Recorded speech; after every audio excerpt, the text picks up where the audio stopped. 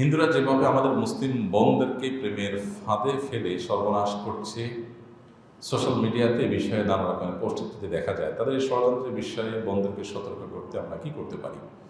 শিক্ষার্থী মাদ্রাসা দেখুন, এই ধরনের অনেকগুলো পোস্ট আমারও নজরে পড়েছে, আপনাদের নজরে পড়েছে যে এ ধরনের দুর্ভাগ্যজনক, খুবই ন্যাক্কারজনক ঘটনা ঘটছে। প্রথম কথা হলো যে এই জাতীয় বিষয়গুলোকে খতিয়ে দেখা আমাদের আইন শৃঙ্খলা রক্ষাকারী বাহিনী ভাইদের কর্তব্য। আমরা তাদের প্রতি আহ্বান রাখতে চাই, তারা যেন এগুলোকে খতিয়ে দেখেন যে এগুলো আসলে কি হচ্ছে, নেপথ্য থেকে কারা কি করছে। একটা কথা আমি প্রায় বলি যে এদেশের মানুষ, সাম্প্রদায়িক সম্প্রীতি এদেশের মানুষের মধ্যে যতটা আছে, আশেপাশে কোনো দেশের মানুষের মধ্যে এটা নাই।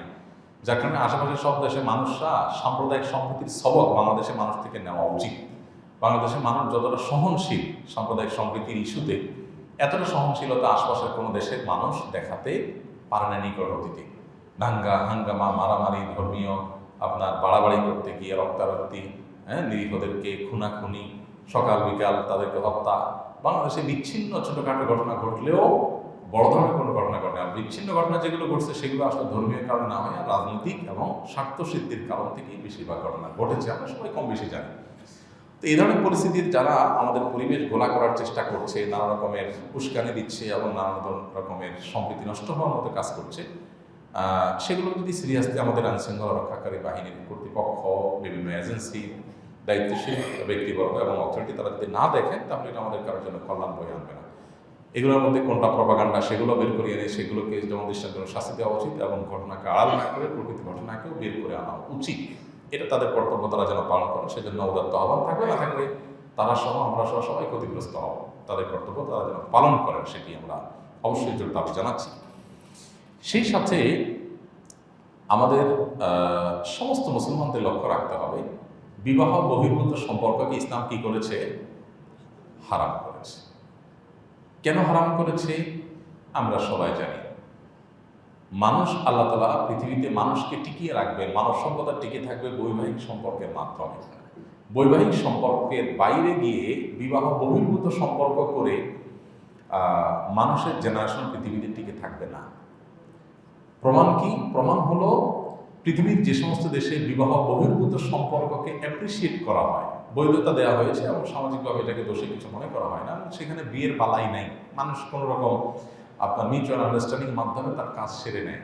এই সমস্ত জায়গাগুলোতে মানুষের জন্মের হার কমতে কমতে প্রত্যেকটা দেশে এখন ভয়ঙ্কর পর্যায়ে। চায়নার মতো দেশে, যেখানে এত মানুষ, পৃথিবীর সবচেয়ে বেশি মানুষ ঘনবসতি এবং সবচেয়ে বেশি মানুষ যে দেশের, সেরকম দেশেও আপনার তারা ক্রাইসিসে থাকছে, সন্তান জন্মের হার কমে গেছে এবং প্রণোদনা দিয়ে সরকার সন্তান জন্মের হার বাড়াতে পারছে না। জেনারেশনের গ্যাপ তৈরি হচ্ছে, কলকারখানা, দেশ চালানোর মতো লোক পাচ্ছে না, বাহির থেকে লোক আনতে হচ্ছে পৃথিবীর অনেক উন্নত দেশকে। কেন? তাদের দেশে তো এই ক্রাইসিসগুলো ছিল না। কারণ যদি 5টা কারণ থাকে, তার মধ্যে একটা কারণ হলো বিবাহ বহির্ভূত সম্পর্ক হলে মানুষের বাচ্চা কাচ্চা নেওয়ার প্রয়োজন অনুভব করে না, টেন্ডেন্সিটা নষ্ট হয়ে যায়। বৈবাহিক সম্পর্কে যেটা হয়, বিবাহ বহির্ভূত সম্পর্কে সেটা হয় না, কারণ একে অন্যের মধ্যে বিশ্বাসই তৈরি হয় না। বিবাহের মধ্যে আল্লাহ তাআলা বরকত দিয়েছেন। কোরআন আল্লাহ তাআলা বলেছেন, ওয়াজআলা বাইনাহুমা মাওয়াদ্দাতান ওয়া রাহমা। স্বামী স্ত্রী উভয়ের মধ্যে বৈবাহিক সম্পর্কের মাধ্যমে অটোমেটিক স্বয়ংক্রিয়ভাবে আল্লাহ তাআলা এক ধরনের হৃদ্যতা এবং ভালোবাসা সৃষ্টি করে দেন। যে লোকটা বিবাহের আগ্য অনুষ্ঠানের 5 মিনিট আগেও অপরিচিত মানুষ ছিলেন, যে নারী পুরুষ, তাদের একজনের সাথে আরেকজনের কোনো রিলেশন ছিল না, শুধুমাত্র বিবাহের আগ্যটা পড়ানো হলো, বিবাহটা সম্পন্ন হয়ে গেল, সাথে সাথেই অলৌকিক এবং অবর্ণনীয় একটা সম্পর্ক, একে অন্যকে মিস করা, ভালোবাসা, এটা তাদের মধ্যে কিন্তু জেগে উঠে, তাই না? যারা বিবাহিত মানুষ তারা জানেন যে অবর্ণনীয় একটা টান স্ত্রীর প্রতি, স্বামীর স্ত্রী। কিছু অমানুষ আছে, তাদের কথা ভিন্ন, সাধারণত মানুষের প্রকৃতি এরকম। তো এই যে জিনিসটা, বিবাহ বহির্ভূত সম্পর্ক বছরকে বছর ধরে যদি কোনো রিলেশনে থাকে কেউ, এই জিনিসটা হয় না। এই জন্য আপনি দেখবেন বৈবাহিক জীবনে স্বামী স্ত্রী একে অন্যের প্রতি অবিচার করা, জুলুম করে হত্যা করা, খুন করা, মারাত্মক পর্যায়ে চলে যাওয়া, এরকম পরিস্থিতি লাখে, কোটিতে, হাজারে আপনি খুঁজে পাবেন খুব অল্প স্বল্প।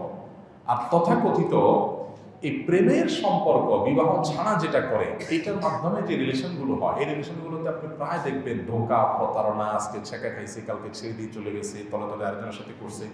বৈবাহিক জীবনেও হয়, কিন্তু এখানে তার তুলনায় অনেক বেশি হয়। কারণ স্বামী স্ত্রীর পরস্পরের সম্পর্কের মধ্যে সামাজিক একটা কমিটমেন্ট থাকে।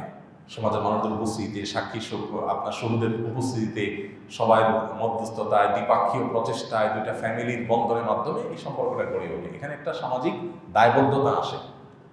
তথাকথিত প্রেম বা বিবাহ বহির্ভূত তথাকথিত এই যে রিলেশন বা হারাম সম্পর্ক, এই জায়গাটাতে সেই জিনিসটা কখনো হয় না, যার কারণে সেখানে মিস ইউজের পরিমাণ অনেক বেশি। কেন ইসলাম বিবাহের জন্য এতটা কঠোরভাবে নির্দেশ আমাদের বৈবাহিক জীবনের জন্য দিয়েছে? এই জন্য কোনো ছেলে নিজেকে হিন্দু হয়ে যদি বলে না আমার ইসলামের প্রতি ভালো লাগা কাজ করে, তো কোনো মুসলমান মেয়ে যদি তার প্রতি দুর্বল হয়ে পড়ে, এটা তার ভুল। আপনি মুসলমান, ইসলাম আপনার কাছে ভালো লাগে, ইসলাম গ্রহণ করেন, ইসলাম গ্রহণ করেন। আপনি ইসলাম গ্রহণ করেছেন আল্লাহর জন্য, দুনিয়ার কোনো উদ্দেশ্য নাই, এটা আপনি প্রমাণ করেন। এটা আপনি প্রমাণ হয়ে গেলে তারপরে যেখানে আল্লাহ আপনার নসিব রেখেছেন সেখানে বিবাহ হতে পারে। তো অনেক সময় এই ধরনের ফাঁদে মেয়েরা পড়ে, এটা পড়া উচিত না। এমনকি ছেলেরা অনেকে পড়ে, সেটাও পড়া উচিত না। আবার সেই সাথে এটাও মাথায় রাখতে হবে যে অনেক মানুষ তারা ইসলামের সৌন্দর্য দেখে ইসলামের ছায়া তলে ফিরে আসেন, তারা সত্যিকার ইসলামকে ভালোবেসে ইসলামে ফিরে আসেন। তো এই সত্য মিথ্যা নিরূপণ করার মতো সময় সুযোগ আমাদের দিতে হবে, নিতে হবে, তাহলে সেক্ষেত্রে ভুলগুলো হবে না। সবচেয়ে বড় কথা হলো যে বিবাহ বহির্ভূত সম্পর্ককে আমি না করলেই এই সমস্যাগুলোর সমাধানের পথ এমনিতেই চলে আসবে। এই জাতীয় যত কেস, যত ঘটনা আমি দেখেছি সোশ্যাল মিডিয়াতে, কোনটা সত্য কোনটা মিথ্যা তো আল্লাহ ভালো জানে, আমি তার পরখ করতে পারি না, কিন্তু জেনারেলি দেখার পর আমি দেখেছি যে প্রায় 99% বিষয়গুলো হলো বিবাহ বহির্ভূত। আপনি ধর্মের নামে আপনার বিবাহ বহির্ভূত সম্পর্ক করতে বলছে কি? একটা ছেলে ইসলামের দিকে অগ্রসর হচ্ছে বা একটা মেয়ে ইসলামের দিকে অগ্রসর হচ্ছে, এটা দেখে আপনি তার সাথে প্রেম করলেন, জায়েজ হয়ে যাবে? বুঝেন না আমার কথা? এটা আপনার জন্য হারাম। আপনি হারাম করলে বেরাম তো হবে, হারাম করলে হারামের প্রায়শ্চিত্ত আপনি ভোগ করছেন। বিধান আমাদের সবারই সাবধান হওয়া উচিত। এই জাতীয় বিষয়গুলো পারিবারিকভাবে খুব বিচক্ষণভাবে ভেবে চিনতে তারপর পদক্ষেপ নিয়ে আগানো উচিত। আল্লাহ তাআলা সব ষড়যন্ত্র থেকে আমাদের সবাইকে হেফাজত থাকার তৌফিক দান করুন। আস-সুন্নাহ ফাউন্ডেশন, উম্মার স্বার্থে সুন্নাহর সাথে।